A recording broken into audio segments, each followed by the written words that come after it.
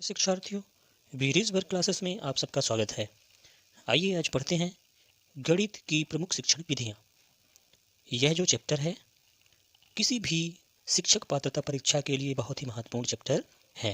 तो आइए हम इसमें देखते हैं कि गणित की प्रमुख शिक्षण विधियाँ कौन कौन सी हैं। Pedagogy of mathematics. तो इसमें से देखते हैं कि सबसे पहला जो मेथड है कौन सा है। तो आगमन विधि फर्स्ट है, आगमन विधि। इंडक्टिव मेथड सेकंड है, निगमन विधि डिडक्टिव मेथड, एंड थर्ड है विश्लेषण विधि एनालिटिक्स मेथड, फोर्थ है संश्लेषण विधि सिंथेसिस मेथड, पांचवा है प्रयोगशाला विधि लैब मेथड, एंड सिक्स है अनुसंधान विधि हेरोस्टिक मेथड, सेवन है समस्या समाधान विधि problem solving method, and eight है परियोजना विधि प्रोजेक्ट मेथड, नाइन है खेल विधि प्लेवे मेथड, एंड टेंथ है व्याख्यान विधि लेक्चर मेथड। तो आइए इनको क्रम से देखते हैं, इनके बारे में विस्तार पूर्वक जानते हैं। जैसे कि अभी वर्ग 3 का एग्ज़ाम नज़दीक है, तो इसमें हर सब्जेक्ट का 15 मार्क्स जो रहेगा शिक्षण विधियों का रहेगा। तो आइए इन्हीं मैथमेटिक्स की कुछ महत्वपूर्ण विधियों के बारे में हम इसमें चर्चा करते हैं और विस्तार पूर्वक जानते हैं। तो आइए सबसे पहला मेथड देखते हैं, आगमन विधि इंडक्टिव मेथड। इस विधि में पहले छात्रों के सामने उदाहरण रखे जाते हैं, फिर उनके आधार पर नियम बनाए जाते हैं। इसके बारे में समझें, आगमन विधि क्या है। आगमन विधि में पहले क्या दिया जाता है, छात्रों को उदाहरण दिया जाता है। जैसे किसी विषय को हमको यदि बताना है तो उसको बताने से पहले उससे संबंधित हमको हम क्या करते हैं, उदाहरण देते हैं इस विधि के अंतर्गत। फिर उससे संबंधित नियम बनाए जाते हैं, उसी के आधार पर नियम बनाए जाते हैं। पहले उदाहरण फिर नियम। ओके, इसकी महत्वपूर्ण कार्य देखते हैं। इसके महत्वपूर्ण कार्य हैं, विशिष्ट से सामान्य की ओर इसका जो वर्किंग मॉडल है। तो पहला है विशिष्ट से सामान्य की ओर, मतलब जब किसी विषय के बारे में हम छात्रों को अवगत कराते हैं तो इस विधि में क्या है, स्पेशल से जनरल की तरफ जाते हैं। मतलब हाई लेवल में जाके फिर हम लो लेवल में जाते हैं। इस तरीके से इन आसान शब्दों में आप समझें। दूसरा वर्किंग मॉडल है ज्ञात से अज्ञात की ओर जाना। मतलब पहले हम किसी विषय को जान लेते हैं, उसका उदाहरण जान लेते हैं, फिर उसके बारे में हम आगे प्रोसेस करते हैं, पता करते हैं। मतलब ज्ञात से फिर अज्ञात की ओर जाना, इसका सेकंड वर्किंग मॉडल है। और थर्ड है स्थूल से सूक्ष्म की ओर जाना। मतलब इसके कार्य हैं विशिष्ट से समान की ओर, ज्ञात से अज्ञात की ओर, स्थूल से सूक्ष्म की ओर। इस प्रकार से इसके वर्किंग मॉडल हैं आगमन विधि के। इसमें याद यह रखना है कि सबसे पहले किसी भी विषय को पढ़ाने से पहले, अवगत कराने से पहले उस विषय का उदाहरण देना होता है, फिर उसके बारे में नियम लागू होते हैं और उसके बारे में बाद में पढ़ाया जाता है, बताया जाता है। सबसे पहले उदाहरण, इस बात को याद रखें। आगमन विधि में सबसे पहले उदाहरण फिर नियम। ओके, तो आइए इसके बारे में गुण देख लेते हैं। तो इसके जो गुण हैं, एडवांटेज देख लेते हैं। पहला बालक स्वयं में कार्य करने की क्षमता का विकास कर पाता है। इससे क्या लाभ है इस आगमन विधि से। यदि इस प्रकार के क्वेश्चन भी आते हैं कि ऐसी कौन सा मेथड है जिसमें छात्र जो हैं अपनी कार्य की क्षमता का विकास कर पाते हैं, तो आगमन विधि है। कौन सा, आगमन विधि। तो बालक स्वयं में कार्य करने की क्षमता का विकास कर पाता है। ठीक है, नेक्स्ट है बालक सदैव जिज्ञासु रहता है। बालक इस विधि में सदैव जिज्ञासु रहता है।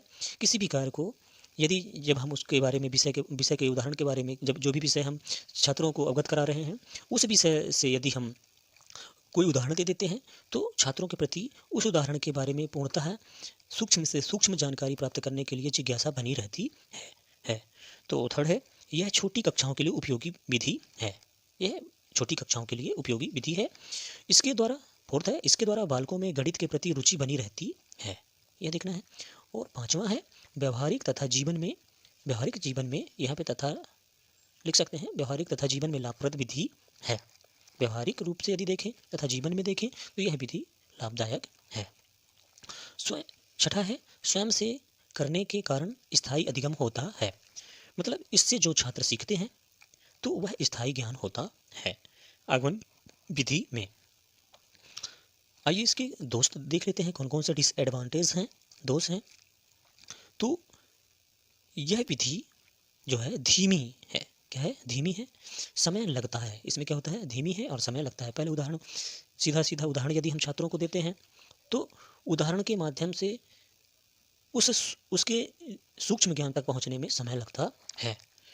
अब दूसरा है, परिणाम पूर्णतः सत्य नहीं होते।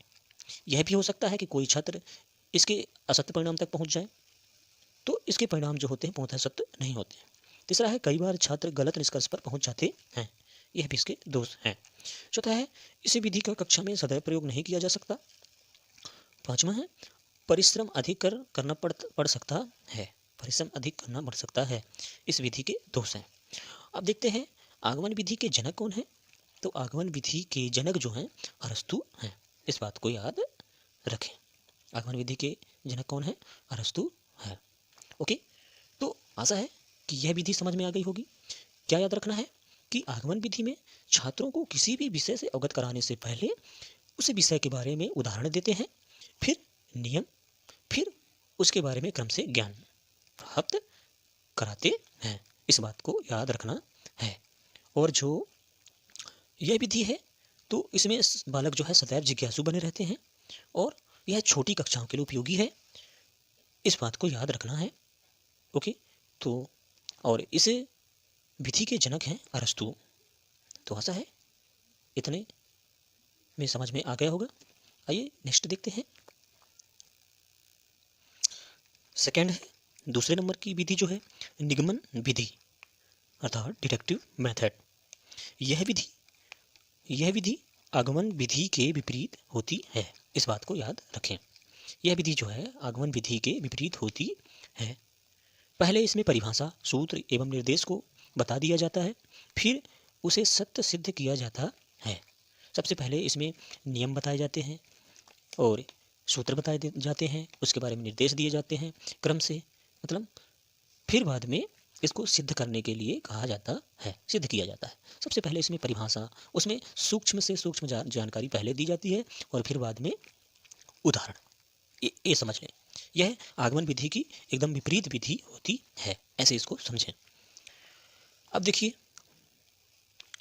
इसके प्रमुख कार्य देख लेते हैं, या ये समझें कि आगमन विधि के विपरीत निगमन विधि होती है। तो इसमें ये समझें कि सबसे पहले नियम बताए जाते हैं, परिभाषाएं दी जाती हैं, उसके बारे में सूक्ष्म जानकारी दी जाती है, फिर अंत में उदाहरण से उसको बताया जाता है। और आगमन विधि में क्या था कि सबसे पहले उदाहरण था और बाद में नियम था, लेकिन इसमें नियम पहले है और उदाहरण बाद में। इस बात को समझें। ओके, आइए इसके कार्यों को देखते हैं। इसके कार्यों को देखते हैं तो इसमें सबसे पहला कार्य है वर्किंग मॉडल। इसमें नियम से उदाहरण की ओर जाते हैं। देखिए इसमें नियम से उदाहरण की ओर जाते हैं, जबकि आगमन विधि में था उदाहरण से नियम की ओर जाते थे। ओके, बी है सामान्य से विशेष की ओर जाते हैं, और जबकि आगमन विधि में क्या था, विशेष से सामान्य की ओर था। ओके, और तीसरा है सूक्ष्म से स्थूल की ओर, और आगमन विधि में था स्थूल से सूक्ष्म की ओर। ओके, आशा है यहाँ तक समझ में आ गया होगा। आगे देखते हैं। आइए इसके गुण देखते हैं, इस विधि के गुण, एडवांटेज ऑफ डिडक्टिव मेथड। यह विधि गणित शिक्षण को सरल बनाती है। यह विधि भी गणित शिक्षण को सरल बनाती है, जैसे कि आगमन विधि क्या करती थी, रुचिकर बनाती थी, लेकिन यह विधि जो है गणित के शिक्षण को सरल बनाती है। ओके, इस विधि से छात्र सरलता से सीख जाते हैं। अंक गणित तथा बीज गणित शिक्षण में निगमन विधि सहायक सिद्ध होती है। यदि क्वेश्चन आ जाए कि अंक गणित तथा बीज गणित शिक्षण में कौन सी विधि सहायक होती है, तो निगमन विधि सहायक होती है, क्योंकि इसके पहले यदि हम कोई सवाल करेंगे तो उसके पहले हम उसके बारे में फार्मूले जानेंगे, फिर जाके उस सवाल को हम सिद्ध करेंगे।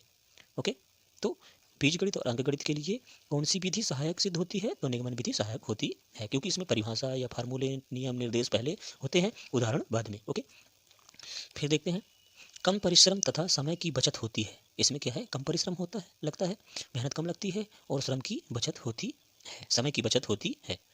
पांचवा है स्मरण शक्ति का विकास होता है। इसमें क्या होता है, छात्रों का स्मरण शक्ति का विकास होता है, याददाश्त बनी रहती है फार्मूले के माध्यम से, नियम के माध्यम से, सूत्रों के माध्यम से। ओके, तो आइए इसके कुछ दोष भी हैं, उनको देख लेते हैं। तो डिसएडवांटेज ऑफ डिटेक्टिव मेथड, तो पहला है यह अमनोवैज्ञानिक विधि है। ये क्या है? अमनोवैज्ञानिक विधि है। इसमें छात्र स्वयं नियमों व सूत्रों की खोज स्वयं नहीं करते, बल्कि उन्हें याद करते हैं। जबकि अभी हमने एक जो तत्व है छोड़ दिया है। आगमन विधि वैज्ञानिक विधि होती है, क्योंकि छात्र उसमें सक्रिय रहते हैं, जिज्ञासु रहते हैं और उसके बारे में खोजते हैं, परिश्रम करते हैं। जबकि निगमन विधि में नियमतः सब रटा रटाया होता है, रटना पड़ता है, इसलिए वैज्ञानिक विधि नहीं है। इसमें नियम और सूत्र रटने होते हैं, उसमें छात्रों को कुछ अलग से नहीं करना पड़ता। उन नियमों के माध्यम से, सूत्रों के माध्यम से विषय को समझा जाता है, सिद्ध किया जाता है, इसलिए यह अमनोवैज्ञानिक विधि है। जबकि आगमन विधि क्या थी? वैज्ञानिक विधि थी। इस बात को याद रखें। इसमें मिलने वाला ज्ञान अस्थायी होता है। इसमें जो मिलने वाला ज्ञान होता है क्या होता है? अस्थायी होता है। और जबकि आगमन विधि में मिलने वाला ज्ञान जो है स्थायी होता है। इस बात को याद रखें। तो जो तत्व निगमन विधि में होंगे वो तत्व आगमन विधि में नहीं होंगे, क्योंकि ये एक दूसरे के विपरीत विधियां हैं। ओके, तो आइए देखते हैं निगमन विधि के जनक किसे कहते हैं? अरस्तु को कहते हैं। इस विधि की खोज भी अरस्तु ने की है, इस बात को याद रखें। ओके, तो समय ज़्यादा हो गया, इसलिए जो है आज के लिए इतना ही। नेक्स्ट वीडियो में मिलते हैं आगे की विधियों को लेकर। धन्यवाद।